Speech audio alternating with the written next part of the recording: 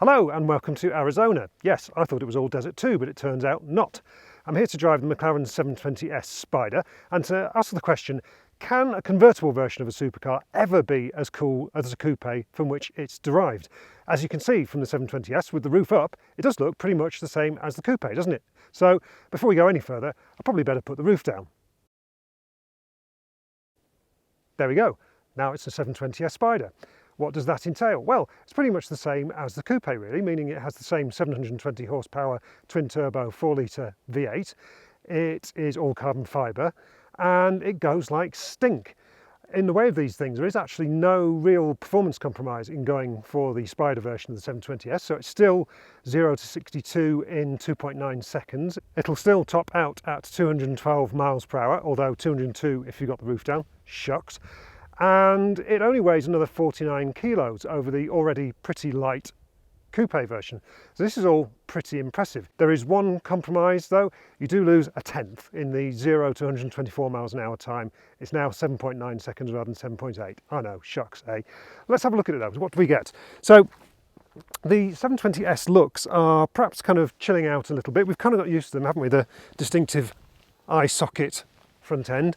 In this particular silver colour, I think it works pretty nicely. I think it's holding together pretty well. As we know, it's quite a colour sensitive car, but I think it really works. And the sort of shock value has kind of worn off a bit, hasn't it? And now we can kind of get used to the kind of really beautiful sculpted look of the car. I think it's a really nice combination of kind of techie features and wild styling. It looks like a proper supercar, doesn't it? It looks really dramatic, especially around the back, where you've got these high-level exhausts and the carbon fibre louvres and all that kind of thing. It's a really cool-looking car, really dramatic. And in the Spider version, you get these, you can probably see them better from this side, quite cool carbon fibre buttresses with these glass panels here. That looks really cool. Changes for the monocage 2S structure underneath. Obviously, it loses that T-bar over the middle where the dihedral doors open. They've added a new carbon fibre structure here to stiffen it all up and provide the basis for the rollover protection. So one of the beauties of convertible McLarens is that they don't lose any stiffness over the coupe versions, which is a difference from some of the rivals. Not only are they significantly lighter, but they're also stiffer as well, so you don't get any of that kind of vague wandering around. So there's another tick in the box really for why you might be persuaded to go for a Spider version of a McLaren rather than a coupe, because let's face it, lots of McLaren customers like these cars. They've sold over 5,000. They reckon half of their production will be Spiders. Let's have a look inside. Show you that quickly. So as you can see, another very nice interior. It's very stylish. There's some nice little bits of carbon fibre around and about.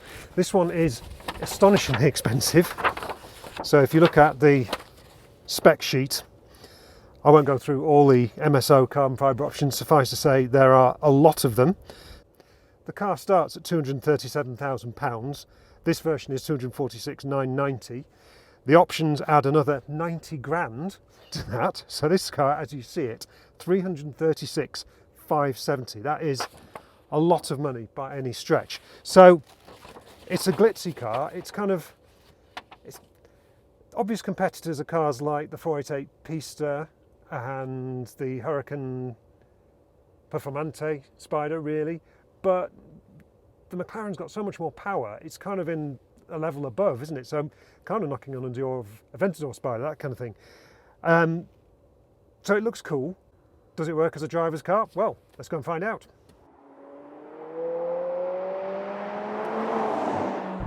So what's it like driving a 720S Spider? Well, I've started with the roof up to see how it works as a coupe, because that was the question that we started this with, wasn't it?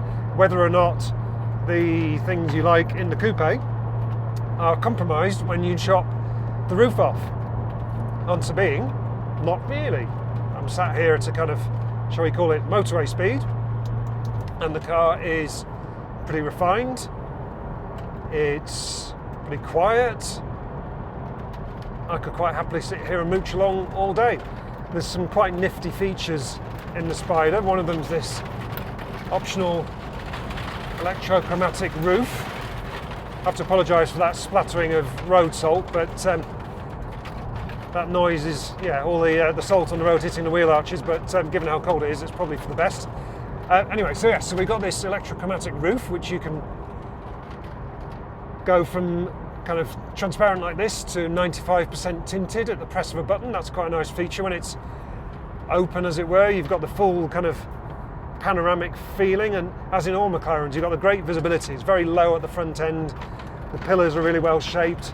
It's a big car, this, but as all McLarens, you have a real sense of confidence about where it is on the road. You can place it really accurately, you feel confident about what you can see out of it, and daft as it sounds, that actually gives you a lot more confidence in the car and actually helps you use the performance quite a bit more than any extra horsepower or fancy chassis widget. Being a McLaren, it's got that lovely comfortable ride. I'm here in the kind of standard mooching along mode with everything in automatic and comfort and all the rest of it, and it's remarkably refined given it's a 720 horsepower 200 mile an hour plus supercar. It's quite astonishing really, isn't it? So, but that's kind of the problem, because it lulls you into a bit of a false sense of security, and before you realise it, you can be recording some fairly sturdy speeds, ones that would kind of have me spending the night in an Arizona prison cell if I'm not too careful. So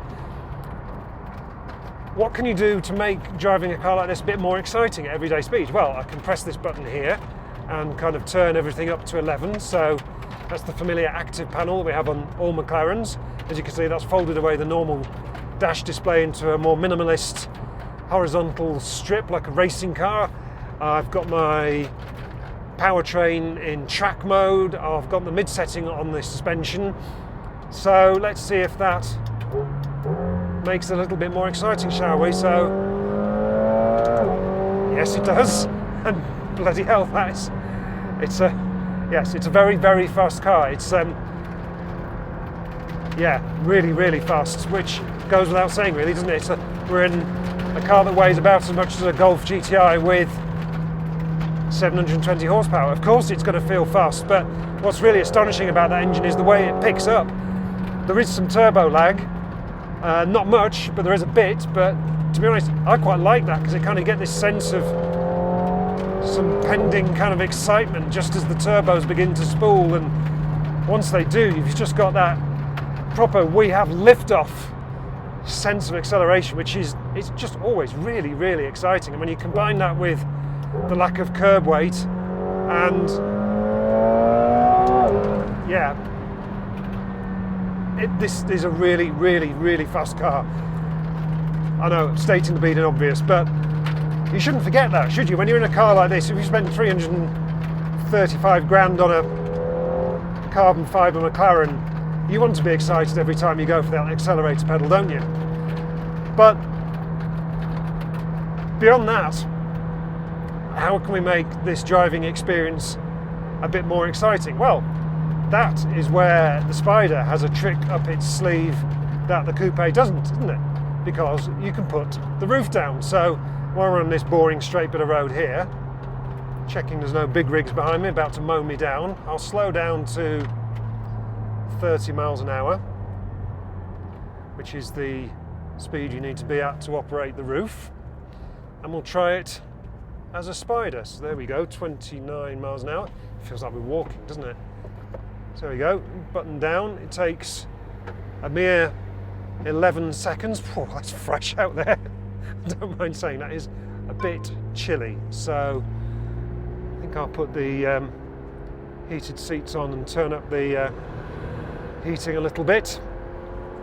Call me a wuss, but there we go. Right, so here we are.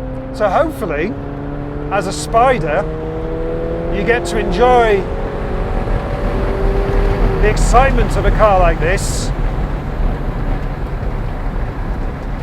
at slightly more sensible speeds. You get literally the wind in your hair, a bit more noise from the engine, and thankfully I've got some corners unfolding in front of me at just the right time. So, is there any dynamic compromise in going for a 720S Spider over a coupe? That is the big question, isn't it? Well, not really in weight terms, is it? I mean, 49 kilos, it's a chunk of weight, but even with that, the Spider is still comfortably lighter than the equivalents. So I think we're at about just over 1,300 kilos. It's still a chunk less than a 488 Pista, which is a hardcore track version supposedly, so it's a light car, so you're not losing out in performance. As I said in the introduction, the only performance sacrifice you're making is a 1/10 in the 0 to 124 miles an hour acceleration, so you're not losing anything in terms of performance. One of the usual criticisms is that you get a bit of body flex from chopping the roof off, and obviously we have lost that central spar that you get in the coupe. Can you feel that? McLaren says no. I think with the roof down there is a little bit of shake, only a tiny bit, and it's not really enough to detract, but it is there. So if you are getting super finicky and you want the absolute hardcore driving experience, then yeah, you probably still want the coupe, I would imagine. And my God, this road's absolutely stunning. But the kind of speed you can actually do on the road, I don't think you're really losing out. And it's still an absolutely thrilling place to be. And with the roof down on a road like this, in weather like this, I've got a frozen lake next to me, I've got pine trees, I've got snow, I've got this gorgeous road. Having the roof down does make it more of an experience. And let's face it, that is why you buy a car like this, isn't it? You want it for an experience. You want every drive to feel like something special. And the ability to drop the roof in this car does contribute to that. And when you put it together with other McLaren attributes, things like the lovely controls, I've said this before in McLaren reviews, but things like steering and the brake pedal response, all that kind of stuff, is just way better than anything else. I love the steering still hydraulic, it's just got this directness and the feel. The turning is really accurate. The feel of the car is super responsive. It just feels more natural than anything else out there. And yeah, I think that's what you want from a car like this, isn't it? You just want an amazing experience, and it's certainly delivering that today on this fabulous road in Arizona. I've got blue sky, I've got mountains, I've got snow, and it's absolutely incredible. This is what an experience like this should be, isn't it? So, in answer to that original question, I can't tell you what this car is like on the dynamic edge, because the dynamic edge is just so far beyond what you can responsibly enjoy on the road, but that's something to be in and be around, be seen in, experience. I have to say, it does go against my usual prejudice against convertible supercars, and I think in the case, if I were offered the choice between a 720S Coupe and a Spider, I might actually go for the Spider. And I don't think I've ever said that before of the convertible version of a supercar. So there we go. It does buck the trend, and in the case of the 720S, yes, I think I'd have the convertible. Well done, McLaren, for overturning that particular prejudice. Now, if you'll excuse me, I'm going to go and have some fun.